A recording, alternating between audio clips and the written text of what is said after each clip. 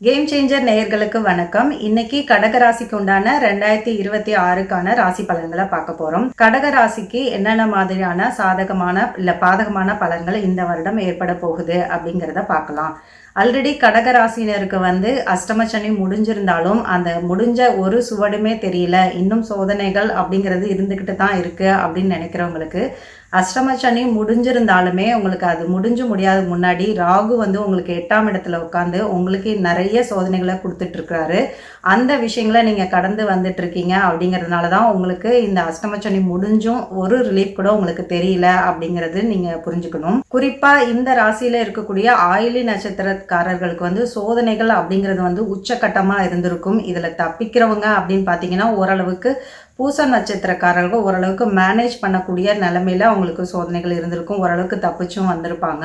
மற்ற நட்சத்திரக்காரர்களுக்கு தான் நிறைய போராட்டங்கள் இந்த காலகட்டத்தில் இருந்திருக்கும். இதெல்லாம் மாறி அடுத்து வரக்கூடிய ஒவ்வொரு டிரான்சிஷனுமே உங்களுக்கு என்ன மாதிரியான பலன்களை கொடுக்குது அப்படிங்கிறத 1 by 1 பார்க்கலாம். இந்த வருடத்தோட முதல் 6 மாதங்கள் அப்படின்னு பார்த்தீங்கன்னா உங்களுக்கு நிறைய பயணம் செய்யக்கூடிய வாய்ப்புகள் அப்படிங்கிறது வர ஆரம்பிக்கும். நிறைய பயணம் அதுக்கேற்ற மாதிரி நிறைய செலவு அப்படிங்கிறது கண்டினியூஸாக போய்கிட்டே இருக்கும். ஆனால் இது ஜூனுக்கு அப்புறம், ஜூன் 2ஆம் தேதிக்கு அப்புறம் ஒரு பெரிய பெனிஃபிட்ஸை கொடுக்கக்கூடிய விஷயமா இருக்கும். நிறைய டெவலப்மெண்ட்ஸு, நிறைய மன நிம்மதி, மன அழுத்தம், இவ்வளோ நாள் இருந்த என்ன சோதனை அப்படின்னு மற்றவங்கள்ட்ட சொல்லவே முடியாத அளவுக்கு இருந்த பிரச்சனைகள்லாம் உங்களுக்கு நிவர்த்தி ஆகி ஒரு பெரிய மைண்ட் ரிலாக்ஸேஷன் உங்களுக்கு கிடைக்க போகுது. இதெல்லாம் எப்பன்னு பார்த்தீங்கன்னா ஜூனுக்கு அப்புறமா தான் இந்த விஷயங்கள்லாம் நடக்க ஆரம்பிக்கும். அது வரைக்குமே உங்களுக்கு கொஞ்சம் விரயங்கள் அப்படிங்கிறது இருந்தாலுமே ஜூனுக்கு அப்புறம் மிகப்பெரிய நன்மைகள் அப்படிங்கிறதெல்லாம் உங்களுக்கு நடக்க ஆரம்பிக்கும். அதனால அதை நினைச்சு நீங்க கொஞ்சம் ரிலீஃப் ஆயிக்கலாம். இந்த ஜூன் மாதத்துக்கு அப்புறமே பார்த்தீங்கன்னா நீங்களுமே பார்த்தீங்கன்னா ஒரு மனதளவுல நிறைய ஒரு தன்னம்பிக்கை, தைரியம் உள்ள ஆளா மாற ஆரம்பிப்பீங்க. ஏன்னா உங்களுக்கு கிடைக்கக்கூடிய ரிலீஃப் அப்படிங்கிறது உங்களுக்கு மனதளவுல அந்த மாதிரி விஷயங்களை செஞ்சு தரும். உங்களுக்கு நீங்களே ஒரு புத்துணர்ச்சியான ஆளா மாறி நிறைய தன்னம்பிக்கையோட இன்னும் என்னென்ன விஷயங்களை அடுத்து ஃபேஸ் பண்றது அப்படிங்கிற மாதிரியான விஷயங்களை நோக்கி நீங்க போக ஆரம்பிப்பீங்க. அதே மாதிரி நல்ல ஒரு மன தெளிவோட உங்களுக்கு என்ன வாய்ப்புகள் கிடைச்சாலுமே அதை கரெக்டான முறையில் யூட்டிலைஸ் பண்ணிக்கக்கூடிய ஒரு நாலேஜும் ஒரு பக்குவமும் உங்களுக்கு வந்திருக்கும். அந்த மாதிரி கிடைச்ச வாய்ப்புகளை நீங்கள் யூட்டிலைஸ் பண்ணி அதன் மூலமாக வரக்கூடிய நிறைய நன்மைகள் உங்கள் வாழ்க்கையில் நடைபெற ஆரம்பிக்கிறப்ப ஆட்டோமேட்டிக்காக உங்களுக்கு நல்ல ஒரு மதிப்பு, கௌரவம் இது எல்லாமே உங்களுக்கு சொசைட்டியில் கிடைக்க ஆரம்பிக்கும். குறிப்பாக உங்கள் ஃபேமிலியிலுமே இந்த விஷயங்கள்லாம் நீங்கள் நிறைய அதில் இழந்து தவிச்சிருப்பீங்க. அந்த விஷயங்கள்லாம் உங்களுக்கு அந்த ஃபேமிலி சார்ந்துமே நிறைய மதிப்பு, மரியாதை, கௌரவம், புகழ் எல்லாமே 1 by 1 உங்களுக்கு கிடைக்க ஆரம்பிக்கும் அப்படின்னே சொல்லலாம். இந்த கடந்த 2 வருடங்களா நீங்க சந்திச்சுட்டு வந்த எல்லா விதமான கஷ்டங்களுக்கும் சோதனைகளிலிருந்தும் எல்லாமே நீங்கி ஒரு நன்மை கிடைக்கக்கூடிய டைம் இந்த வருடம் அப்படின்னே சொல்லலாம். அதாவது இந்த 2026 அப்படிங்கிறது இந்த கடந்த வருடங்கள்ல உங்களுக்கு இந்த பிரச்சனைகளால ஏற்பட்டிருந்த உடல் சார்ந்த என்ன விதமான பிரச்சனைகளும், மன அழுத்தம், அதன் சார்ந்த உடல் பிரச்சனைகள் எதுவா இருந்தாலுமே சரி, அது எல்லாமே நீங்க உங்களுக்கு நல்ல ஒரு உடல் ஆரோக்கியம் மேம்படக்கூடிய டைம் இது அப்படின்னே சொல்லலாம். நல்ல ஒரு புத்துணர்ச்சியோட ரொம்ப ஆரோக்கியமா உங்களோட விஷயங்களை நீங்க செய்ய ஆரம்பிக்க போறீங்க அப்படிங்கிறத நீங்க புரிஞ்சுக்கலாம். என்னென்ன சோதனைகளும் என்னென்ன லாஸும் உங்களுக்கு ஏற்பட்டிருந்தோ அது எல்லாமே நிவர்த்தி ஆகக்கூடிய டைம் இது அப்படின்னு நீங்க புரிஞ்சுக்கலாம். இந்த வருடம் நீங்க யாராவது வீடு இல்ல நிலம் வாங்கணும், நிலம் வாங்கி வீடு கட்டணும் அப்படின்னு நீங்க பிளான் பண்ணிட்டு இருந்தீங்க, உங்க ட்ரீம் ஹவுஸை பிளான் பண்ணிட்டு இருக்கீங்க அப்படின்னா உங்களுக்கு ரொம்ப ஆப்டான டைம் இது அப்படின்னே சொல்லலாம். நீங்க நினைச்ச மாதிரியான எல்லா விஷயங்களும் உங்களுக்கு நடைபெற ஆரம்பிக்க போகுது. லைஃப் இன்னும் செட்டிலே ஆகல அப்படின்னு நினைச்சிட்டு இருக்க மிடில் ஏஜ் பீப்புளுமே கூட கண்டிப்பான முறையில ஒரு 70 to 80% பாத்தீங்கன்னா உங்க லைஃப் செட்டில்டு அப்படின்ற ஒரு நிலைமையை நோக்கி நீங்க போக ஆரம்பிச்சிடும். உங்க லைஃப் அந்த அளவுக்கு நிறைய நன்மைகள் இந்த வருடங்கள் உங்களுக்கு காத்திருக்குது அப்படின்னே சொல்லலாம். உங்க தொழில் சார்ந்து நீங்க என்னென்ன மாதிரியான கஷ்டங்களை நீங்க எதிர்கொண்டீங்களோ அது எல்லாமே கொஞ்சம் கொஞ்சமா நீங்க ஆரம்பிக்கும். அதே மாதிரி உங்களோட பொருளாதாரமும் பாத்தீங்கன்னா கொஞ்சம் கொஞ்சமா ஒரு நல்ல நிலைமையை நோக்கி போக ஆரம்பிக்கும். உங்க வேலையில இருந்த என்ன மாதிரியான சிக்கல்கள் இருந்தாலும் சரி, அது எல்லாமே உங்களுக்கு கிடைக்க வேண்டிய ப்ரமோஷன் கிடைக்காம இல்ல வேற இடத்துக்கு டிரான்ஸ்ஃபர், இந்த மாதிரியான விஷயங்கள் உங்களுக்கு பிடிக்காத விஷயங்கள் எவ்வளவு நடந்திருந்தாலுமே சரி, அதெல்லாம் நீங்க அந்த இடத்துல இருந்தெல்லாம் நீங்கி வந்துட்டீங்க. நீங்க உங்களுக்கு இன்னுமே ஒரு பிரைட்டான ஃபியூச்சரும் பிரைட்டான டைமும் தான் இப்போ இருக்கு அப்படிங்கிறத நீங்க புரிஞ்சுக்கணும்.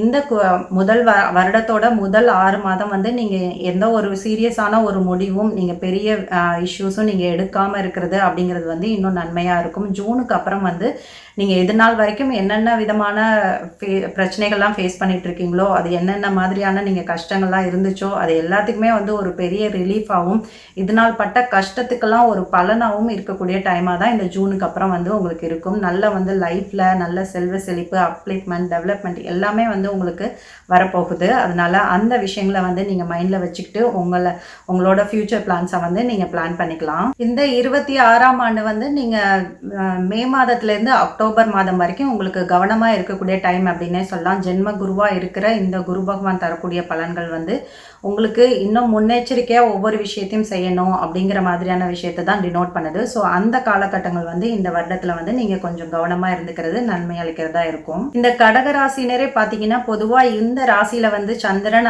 ஆட்சி உச்சம் பெறது அப்படிங்கிறதுனால இவங்களுக்கு வந்து இவங்க மைண்டில் என்ன நினைக்கிறாங்களோ, அவங்க லைஃப் சார்ந்து, அவங்க தொழில் வேலை சார்ந்து என்ன ஒரு விஷயமா இருக்கட்டும், அவங்க மைண்டில் பிளான் பண்ணுறாங்க அப்படின்னாலே அதை கண்டிப்பான முறையில் அதை நிஜமாக்கிடுவாங்க. அவங்க மைண்டில் இருக்கக்கூடிய ப்ளூ பிரிண்ட் அப்படிங்கிறத வந்து அதை எக்ஸிக்யூட் பண்ணி அழகாக எக்ஸிக்யூட் பண்ணி அதை வந்து ரியலாக கொண்டு வந்து முடிக்கிற வரைக்கும் அவங்க ஓயவே மாட்டாங்க. அந்த அளவுக்கு ரொம்ப ரொம்ப நுணுக்கமான அறிவு கொண்ட பீப்புள் இவங்க. சந்திரனோட அந்த மனோநிலையும் வந்து இவங்களுக்கு அந்த மாதிரியான விஷயங்களை செஞ்சு முடிக்கக்கூடியதான ஒரு ஆற்றலை கொடுத்துக்கிட்டு இருக்குது. அந்த வகையில் இந்த வருடமுமே பார்த்தீங்கன்னா இந்த கடகராசினர் வந்து நிறைய அரிய பெரிய விஷயங்களை வந்து இவங்க இந்த வருடங்களில் இவங்க சாதிப்பாங்க அப்படின்னே சொல்லலாம். இவங்க மனசில் நினச்சிட்டு இருக்க எந்த மாதிரி விஷயமா இருந்தாலும் அதை மற்றவங்களை காட்டிலும் இவங்க வந்து ரொம்ப சூப்பராக எக்ஸிக்யூட் பண்ணி அவங்க நினைச்ச மாதிரி அந்த விஷயங்களை சாதிப்பாங்க அப்படிங்கிற மாதிரி நம்ம எடுத்துக்கலாம். ராகு 7ல் இருக்கிறது, கேது இது எல்லாமே பார்த்தீங்கன்னா கேது 2ல் இருக்கிறது எல்லாமே பார்த்தீங்கன்னா உங்களுக்கு ஃபேவரபிளான ரிசல்ட்டை தான் கொடுக்கும். உங்களுக்கு திருமணம் சார்ந்து நிறைய நல்ல மாற்றங்கள் ஏற்பட ஆரம்பிக்கும்.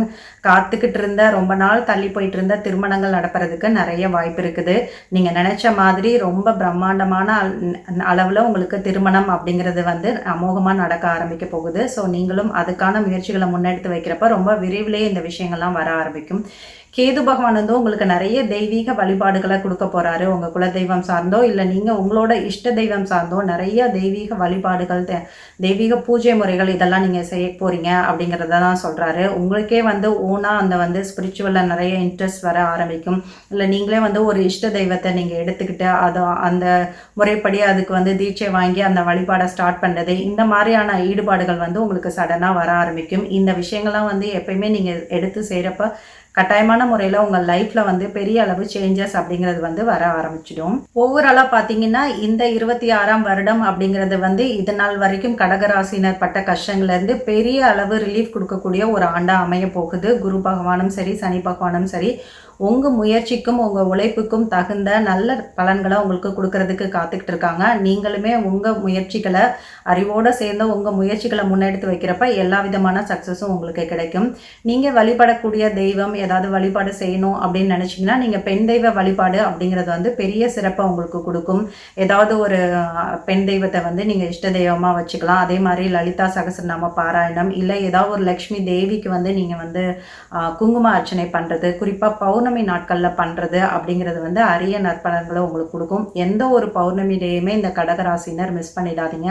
அந்த பௌர்ணமி நாளில் அந்த மூணோட எனர்ஜியை நீங்கள் முழுமையாக கிரகிக்கக்கூடிய விஷயங்களை நீங்கள் செஞ்சுக்கிட்டு வர வர உங்களோட உள்மன ஆற்றல் அப்படிங்கிறது வந்து பெரிய அளவில் உங்களுக்கு வந்து அதிகரித்து உங்களுக்கு நிறைய சக்ஸஸையும் வாழ்க்கையில் நிறைய சுபிட்சங்களையும் ஏற்படுத்தி கொடுக்கும்.